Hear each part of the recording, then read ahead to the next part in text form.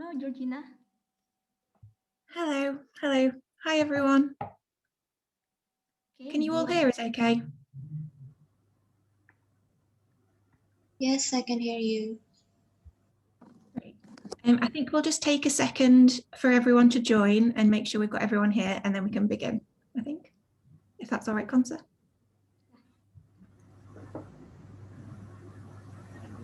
Yeah, fine by me. For Indonesia and good morning for UK.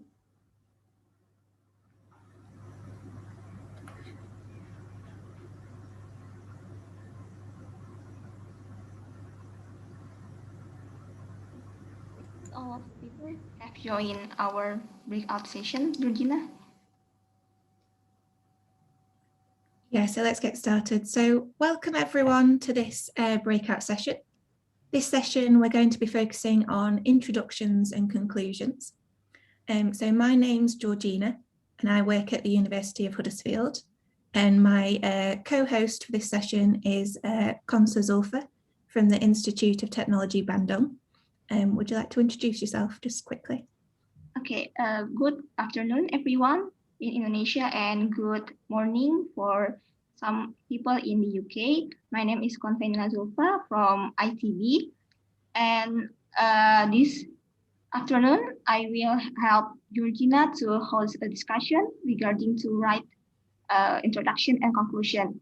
And as Dr. Nuan say that in this discussion, we will not teach you anything about how to write introduction or conclusion because Professor Suzanne and Professor Dilanti have explained well about that.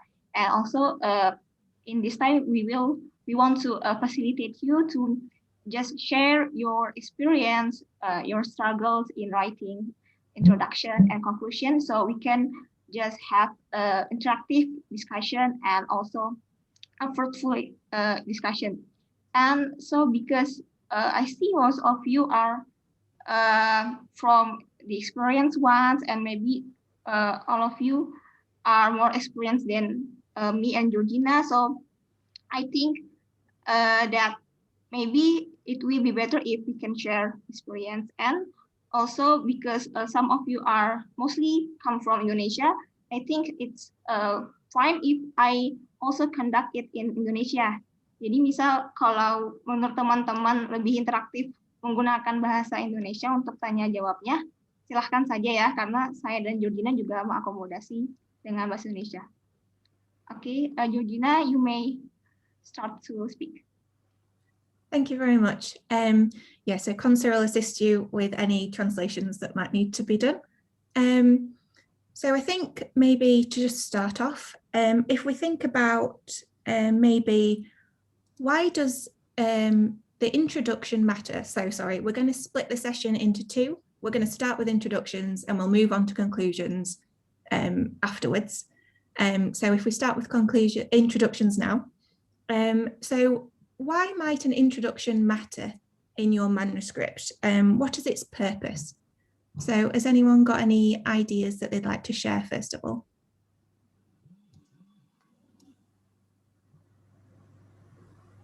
Yeah, please, if anyone want to share maybe how to write an introduction, so people will keep an eye for the introduction.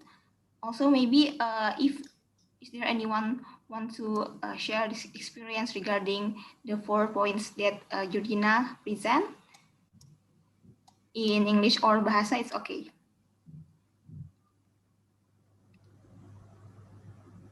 All right. Boleh saya?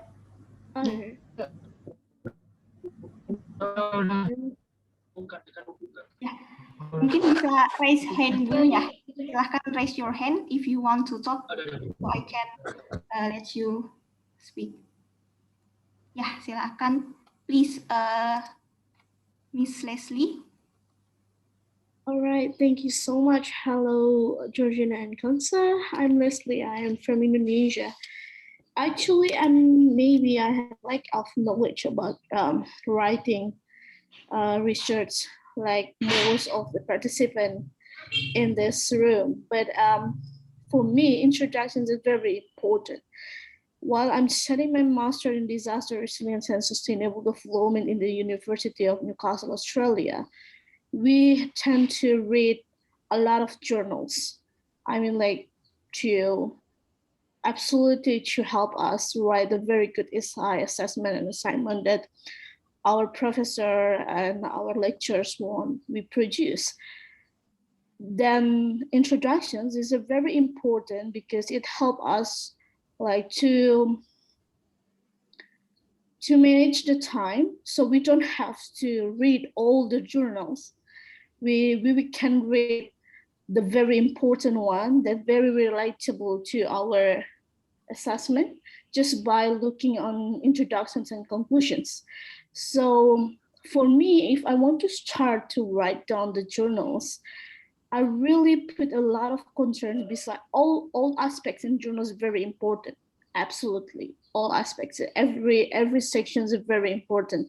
But for me, I'm always thinking a lot in introduction sections because I think that when people read my journals, by looking in introductions, they already have the general idea what I'm writing about, not only by reading the topics or the titles, but by reading whole the introductions, they can understand the general idea, what I'm talking about, what kind of research that I made. So why introductions are very important? I think that is one of the reasons that I always find out very helpful to think about. Maybe that's from me.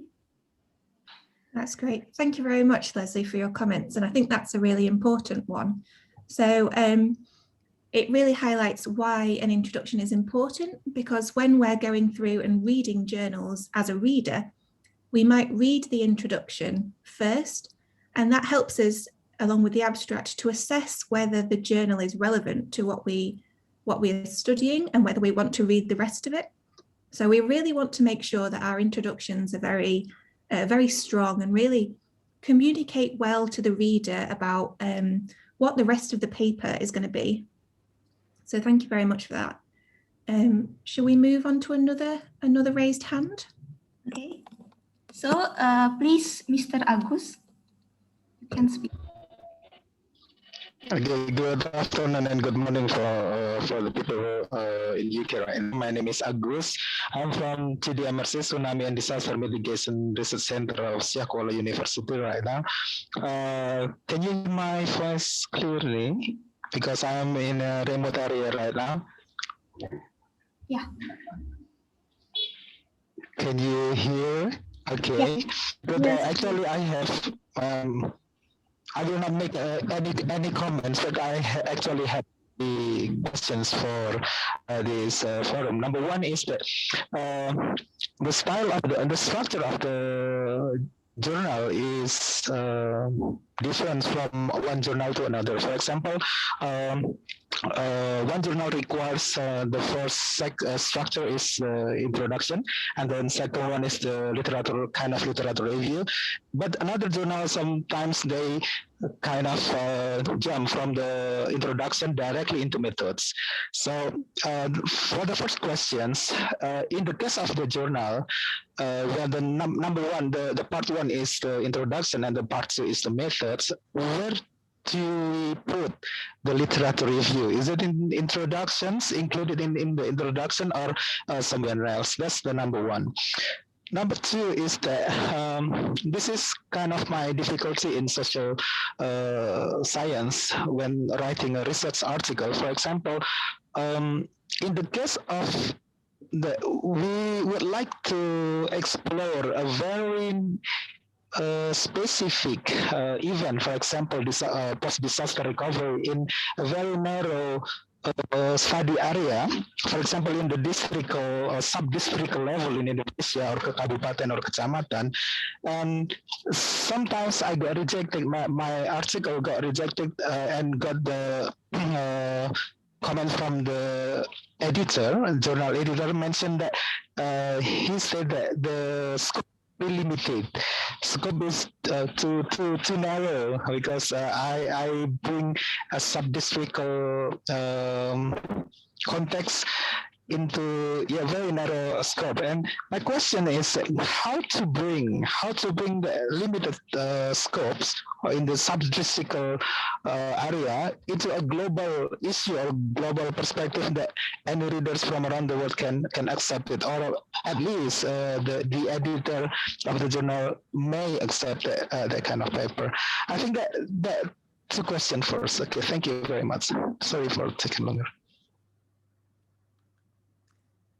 Thank you very much, I guess, for your questions. If we focus on the first one, I think, first of all, you noted that different journals have different requirements for their sort of structure, and that sometimes the introduction goes straight into the methods. I think in such a case, it's obviously going to vary from journal to journal, and you need to check with the editors of the journal exactly what you need to be doing.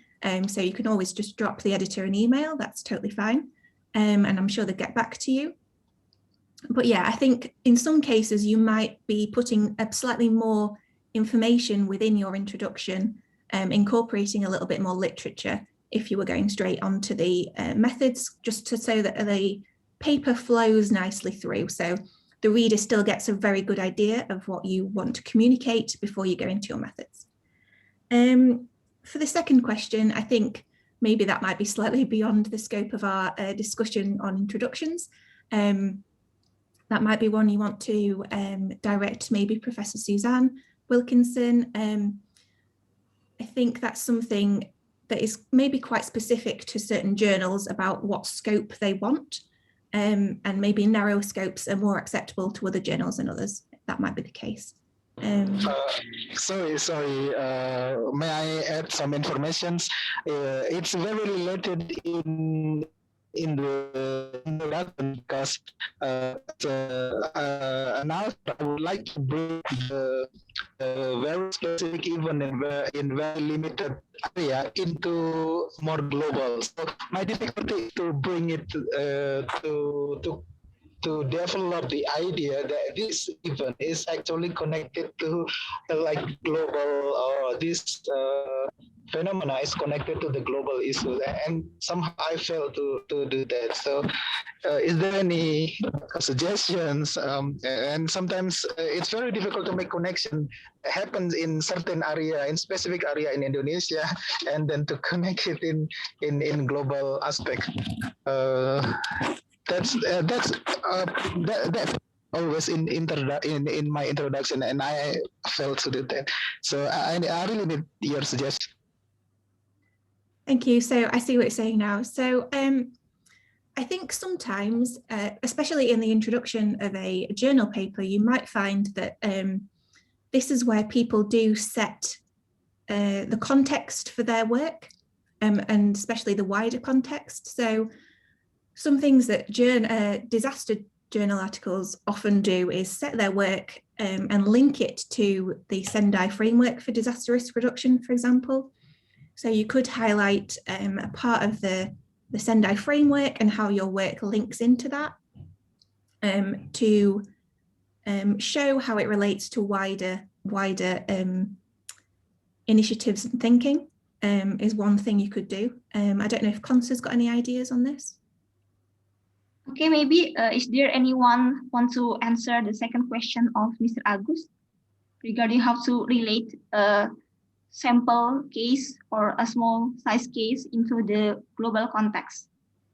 Maybe anyone who has such experience related to writing introduction? I can just add, actually, Siddharth. I think that is a very good question. But having said that, I think you need to be a bit mindful in trying to do that, because generally the data and the findings are very specific to that sample. So just trying to justify that to the much wider population, to the global context, might be very difficult, because there are so many dependent and independent variables that we need to look into.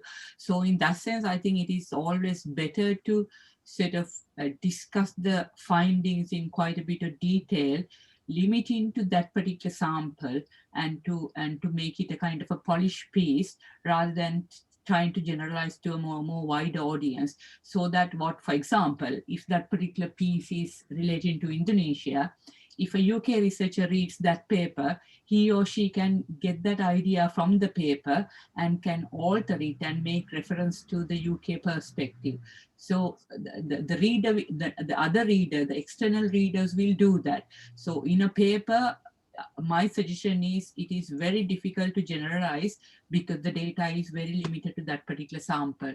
So it is better to sort of do a paper, no matter how small the sample is or more specific the sample is, to limit to that sort of setting.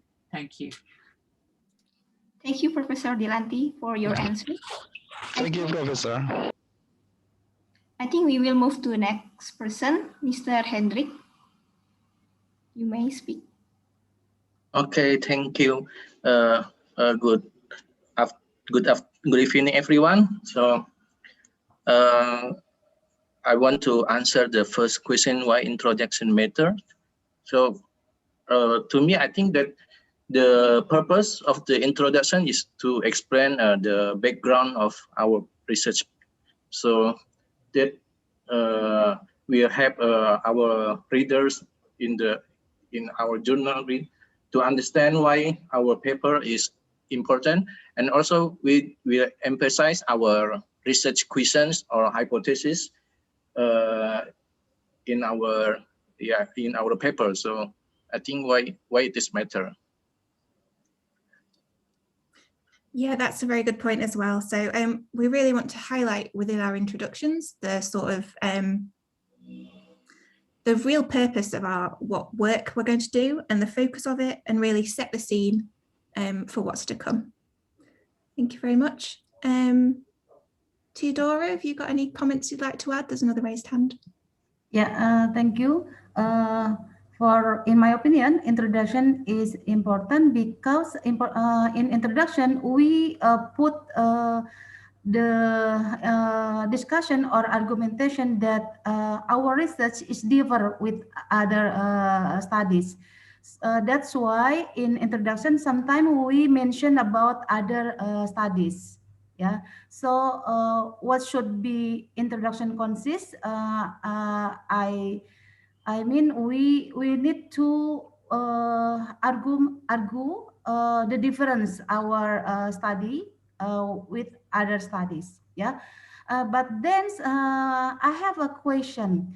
I have heard from one senior researcher that in introduction we should mention quite enough number of other studies. Yeah, for example, when I submit to one journal, Natural Hazard Journal, the reviewer said that my literature in introduction is not enough. So I need to enlarge citation of the literature. So my question is there any special, for example, 20 in introduction, 20 studies that we have to mention in introduction? That's my question. Maybe Georgina or Konsa, or maybe Professor Dilanti can answer my question. Thank you. Yeah, thank you for your comments there. So I think that's one important thing highlighted there, that of what their introduction should consist of. So we do need to bring in some literature to really highlight our gaps and things, but maybe that's something we could talk about here, is how much literature should be included in the introduction. Has anyone else got any thoughts on that, or any experiences that they'd like to share?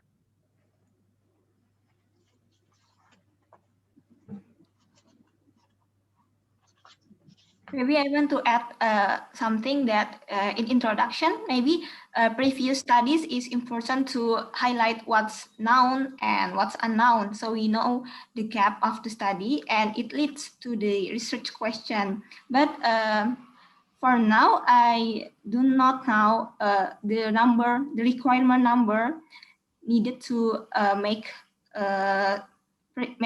introduction, like how many studies we need to refer in introduction. Maybe Professor Dilanti want to answer how many literature review need to be included in introduction. Again, there's no proper number. I think, but I'm very how should I say? But if I want to advise, I would advise not to include any any literature as such in the introduction, because the introduction is actually setting the scene, and you will bring in literature to a different in a different section. So I was surprised to hear that. But perhaps I think, as I think Susan showed in her slides, in the introduction, what can be said is, I suppose, the basis for this paper based on the previous studies, rather than listing a lot of references. I think that is a way of sort of emphasizing that the state of the art has been referred to. So in that sense, you know, I will be, how should I say? I think that it is quite a very difficult, a funny question, really, in the sense, because you know, I would rather not have a lot of references in the introduction section. Okay, is that okay? Thank you. Yeah, I think there is a danger. Perhaps you don't want your introduction to turn into the literature review. So there's obviously a definite need to keep that separate. Thank you very much, Dilanthi. Has anyone else got any comments they'd like to make on that? If not, we could move on to thinking about perhaps how we might like to start the introduction.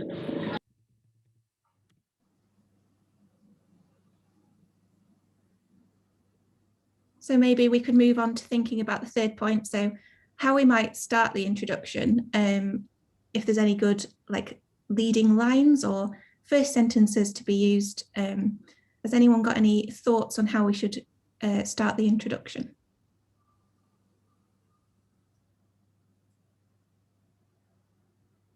Yeah, maybe what kind of a sentence that we should put in our first paragraph, so it could capture the attention of the reader, or maybe how to hook a reader to read our paper. Yeah, maybe is there anyone want to share the experience on how to write attractive first paragraph or sentence? I think so. It is important to write our topic fresh into the first sentence of the introduction. So the topic fresh should be embedded in our first introduction paragraph. That is my opinion.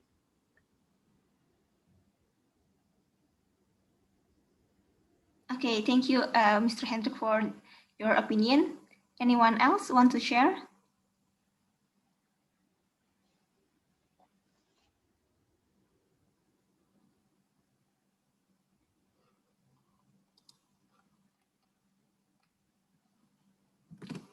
How about you, Georgina? How do you write your first sentence in your paper? So I think your idea, Hendrik, of linking in the topic is an important one. Obviously, we want to start setting the scene straight away, so our introductions can be concise. But what we might want to do is think of like an interesting sentence that like engages the reader. So something that I've seen in some articles is that they start with maybe a statistic or an example of an event that's occurred, maybe so a flood, a volcano eruption or something, that engages the reader and puts it in the context of that specific hazard. So then they move on to what they're further onto what their paper is about. Yeah, so papers present like statistic and data in a first sentence of the paper, such as maybe in Indonesia, like Indonesia is the highest region to have disaster risk or anything else that maybe capture the attention of reader. Oh, Indonesia is a unique region in terms of disaster, like so on. And it's maybe when we put like superlative sentence, I guess it will capture the attention of reader.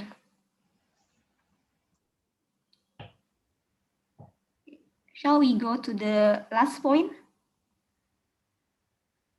Yeah, so if we've got no more feedback on that, let's move on. So the last point maybe is when you should write the introduction. So Professor Suzanne touched on this a little bit in one of her questions. She talked about the order in which to write a paper. So has anyone got any thoughts on when they would write their introduction?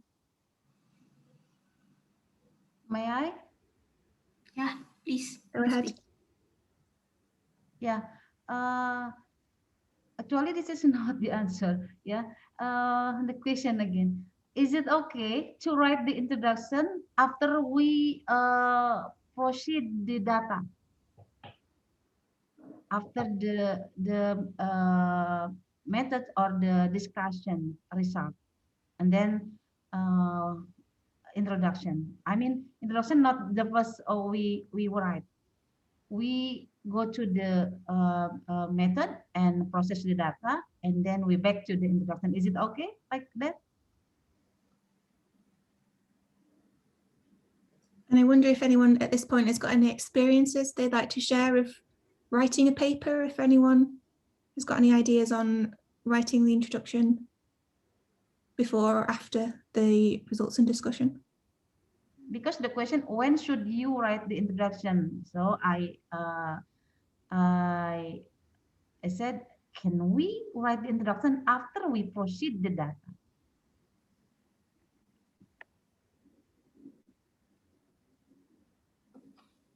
Any thoughts on that from anyone?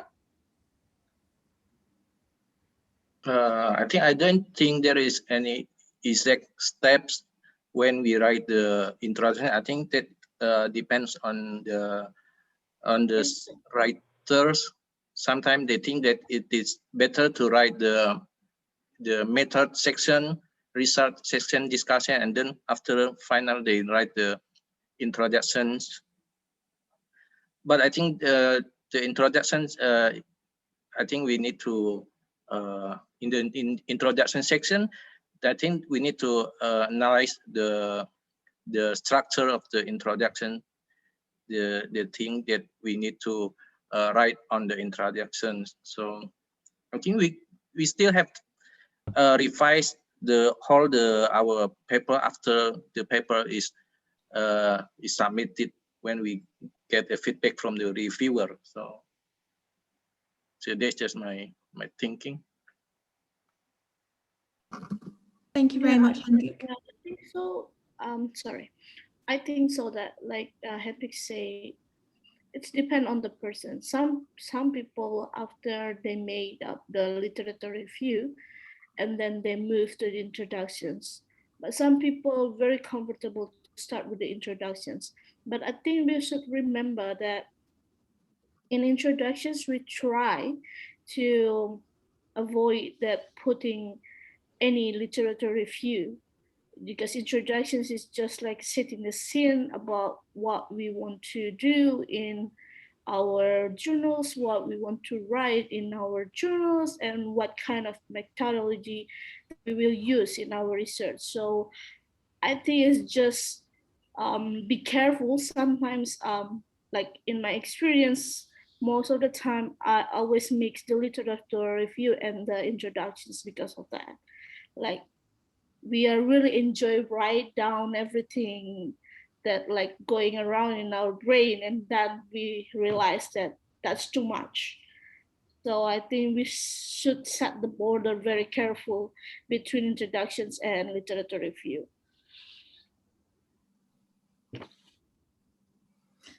Thank you, Leslie. And yeah, maybe that would play into when you should write your introduction. So maybe we could say that if you start with quite a good plan of exactly what you're going to put in each section, so then when you start writing, you can write in an order that works for you, but you know exactly what's going to go into each section. Has anyone got any last thoughts on that? I think we spent some time on the introductions, so maybe we could move on to conclusions at this point. Kansa, do you think?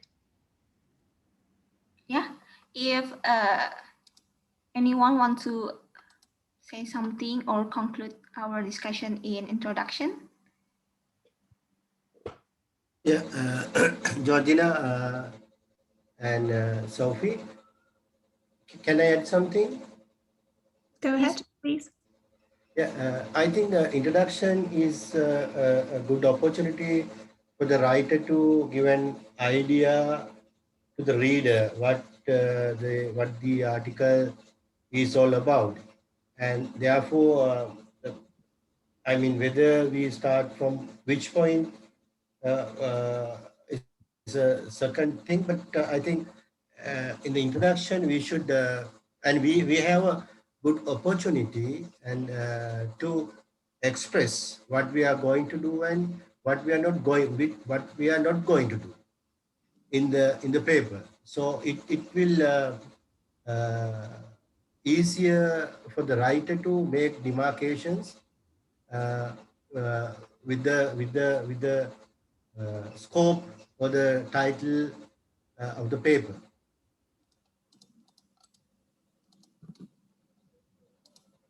Thank you, Mahesh. So yeah, I think we're looking at, again, really clearly setting out what we're going to do in the rest of the paper in our introduction. Thank you very much. Okay, Georgina, so we can move to the second section.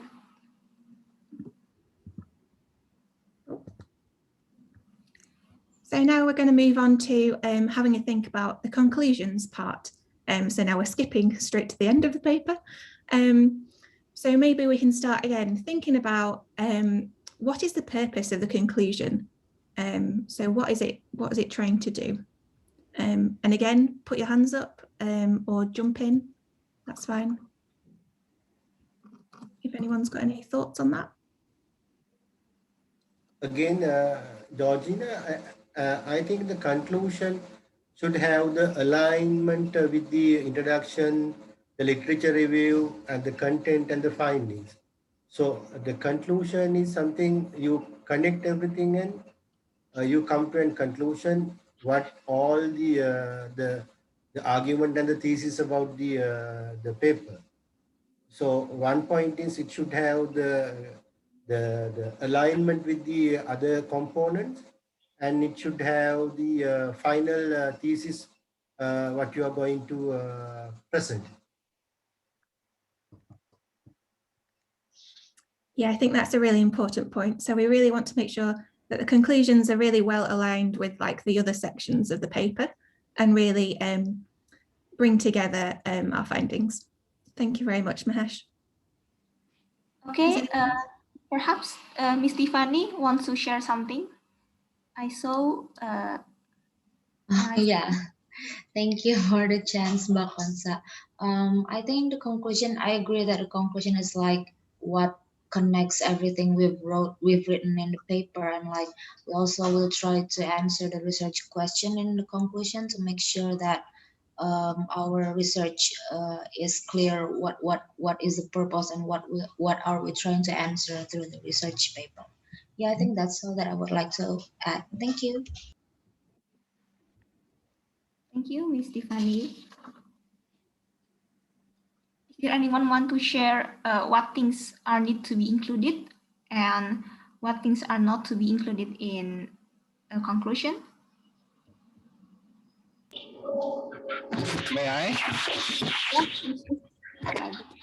Okay, actually, this is kind of suggestion and also a question actually. But in some journal, they sometimes they restate the finding and so on. But in some article, they also provide the recommendation. So in both structure, a single conclusion with recommendation, which one is actually is the best the suitable format? Is it, do we have to include recommendations and future like a kind of future direction of the research opportunity of the further research in the future, or should we avoid that kind of section? Thank you. Thank you, Agus. So would anyone like to come back on that point? So Agus mentioned what should be in the conclusions. So should we be summarising the findings, or should we be making recommendations? If anybody's got any thoughts on that point? I think in the conclusion, the summarizing of the finding is more important than we write recommendation. I think the recommendation part is on the discussion, research and discussion section. Also, I think that in the conclusion section, we do not need to use some reference citation. So I wrote some paper. Sometimes they insert the citation in the conclusion section. So that's it. Thank you.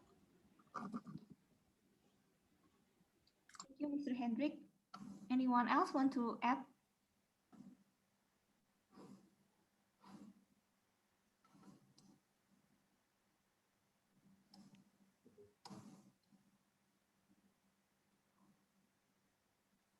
Has anyone else got any thoughts on making recommendations within the conclusions?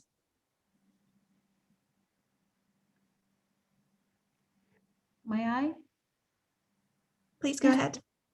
Yeah, for the recommendation in conclusion, perhaps there are several types of recommendation for the government or community, and the other recommendation is for the further study. That's all. Would you like to expand on that a little bit? What I mean by further study is maybe we realize that our study have weaknesses, or we haven't done maybe some variable that we cannot include. That's why we can give a clue for other researchers to do further studies by maybe adding something and for improve the quality of the research. Yeah, I think it's important in the conclusion to put a limitation of our study and suggest a further study for researcher that is interested in our paper. Okay, so anyone want to share maybe struggling in writing a conclusion or how to make a compact conclusion?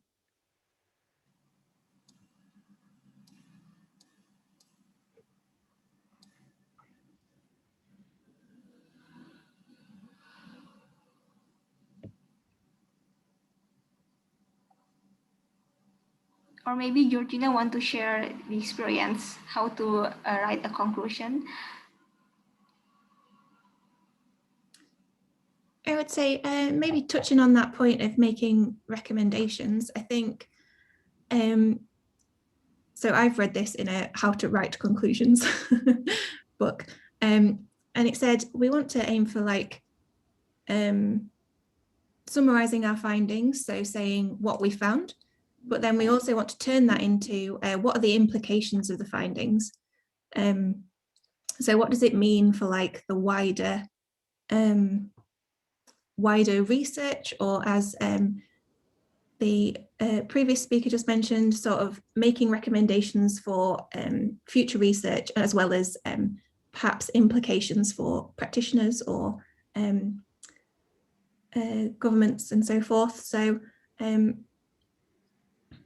maybe we could talk about bringing in the implications of our research. So has anyone got any ideas on how we can think about what the implications might be?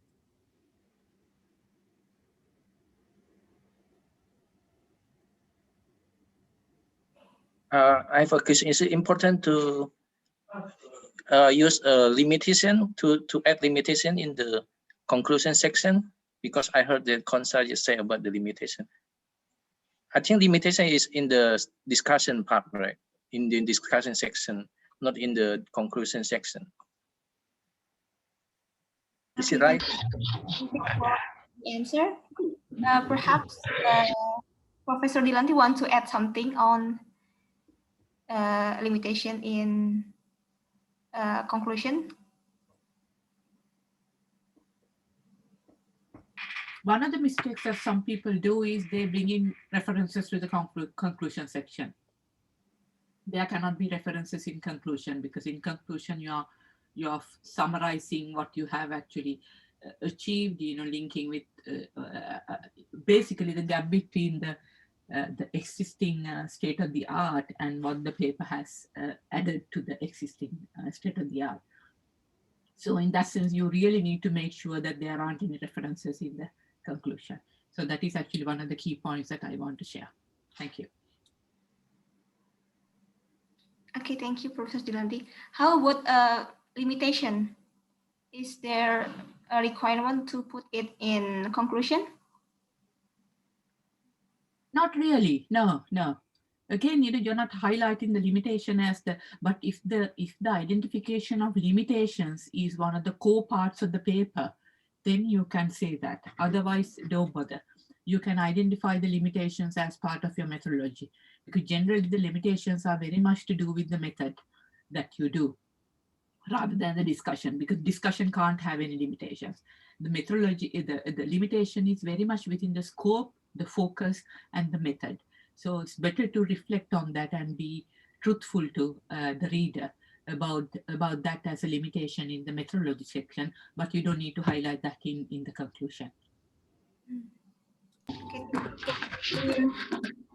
And also, I would like to have some emphasis, about the implications of the study. So we put it in the discussion section, the conclusion, because I felt the implication of the study is better we put it in the discussion itself.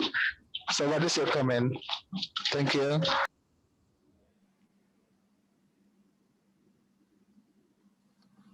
I think that's another point we could think about. So when we talk about our implications of the study, should they be in the discussion section, or should we be highlighting them in the conclusions? I wonder if anyone else has got any thoughts on that at all.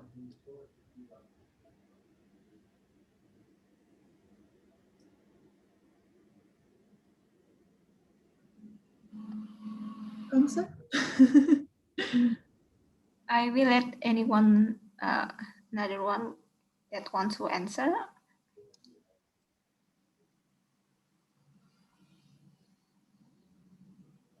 Repeat the question again. It wasn't clear to me, then I will try to answer. Sorry, so when we are talking about the implications of our findings, should we be discussing those in the discussion section, or should we be highlighting them in the conclusions section? In detail in the discussion section, but as a snapshot in conclusion. Thank you very much, Dorothy. Because otherwise, purpose, then I think then the conclusion can become a discussion, and on the other hand, discussion can be a conclusion. So discussion actually, that is where you emphasize your findings, and then in conclusion you remind the reader where this paper has identified this particular point which has policy implications, and you just, as a snapshot, you just mention that.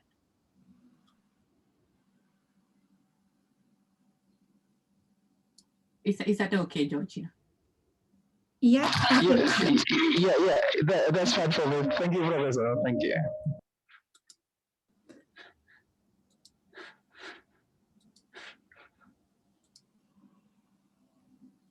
Okay, we still have 5 minutes before return to plenary session. Anyone want to share about conclusion? I think the main points here are how to differentiate between introduction and literature review, because there are quite similar, and maybe some of us quite struggle to to structure to both parts and how to differentiate conclusion and discussion, because once again we may not cite anything in conclusion.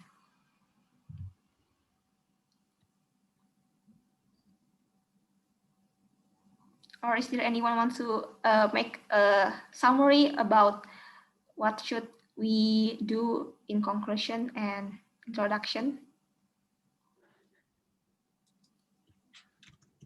May I? Yes, please. So as far as I understand that in the introduction, we are like presenting what are we going to talk in the paper or our research. So it's like the background problem of what is the issue we're talking about, and the conclusion is more like we are talking about what are the significant parts of our paper, and then concluding it, and then adding recommendations or maybe like implications of our findings, but in a short way so that it can be easily understood by the reader. So in introduction, we do not talk about, we have not talked about the implications or the conclusion of our study, but in the conclusion part, we include the implications, recommendations, and also the summary of our research. Maybe that's from me.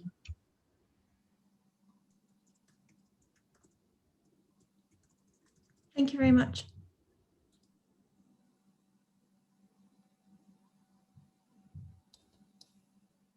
Okay, is there anyone want to maybe ask a question or give an opinion? I think perhaps, I suppose, if anybody wants to ask anything in Bahasa, perhaps you can handle that. I think then you might be able to just translate that into English if you need any more information. So I will ask anybody to sort of raise anything in Bahasa.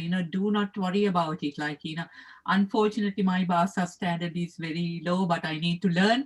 But please raise it with. That is why we have two session leads covering both languages. So please feel free to ask anything in Bahasa.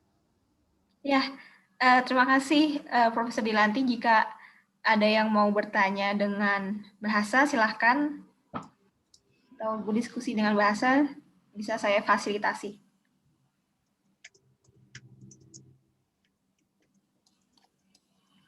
Mungkin untuk researcher Indonesia juga kesulitan ya untuk menulis paper in English karena bukan bahasa ibu kita. Jadi kerjanya juga mesti dua kali ya, karena kita juga perlu proofreader untuk melihat grammatical error dan gimana struktur penggunaan kalimat, karena cukup berbeda juga dengan bahasa dan academic writing yang kita gunakan sehari-hari kalau bahasa Indonesia. Jadi it's a challenge for Indonesian researcher to write academic paper in English because English is not our main language.